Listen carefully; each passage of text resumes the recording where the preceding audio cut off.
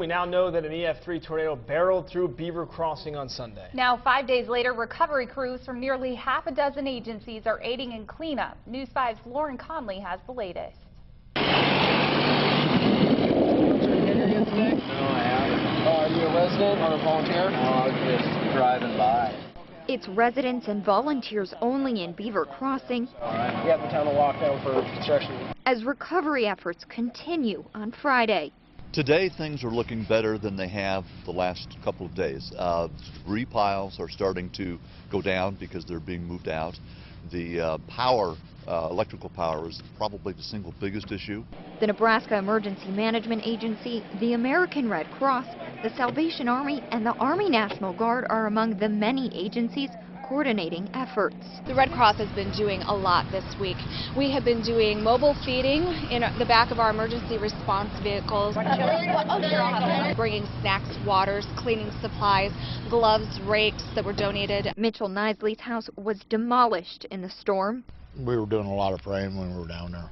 Nisly, his wife, and 9 kids took shelter in the basement as the tornado ripped their home to pieces. About 15, 20 seconds or so, half a minute, it was over.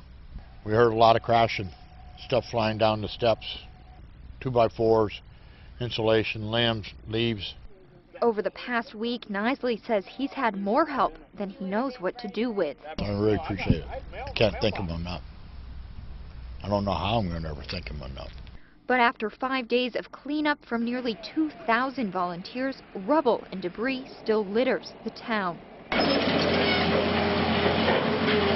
With debris piles topping 20 feet tall and over 40 feet wide, crews say that it could take weeks before Beaver Crossing sees any kind of normalcy. We're picking it up. We come back 3 or 4 hours later, and there's a pile the same size what we just hauled out. But in the damage and destruction, these residents are finding hope and even humor. The sign was stuck in the fence. It says the house was clean yesterday. Sorry you missed it. And we all just laughed, and it was cool. In Beaver Crossing, Lauren Conley, News 5. Seward Public Power District will start restoring power tomorrow. It could take days for residents to gain power back to homes. If you'd like to assist, food and household items are in large demand, as well as volunteers. We have contact information on our website, khstv.com.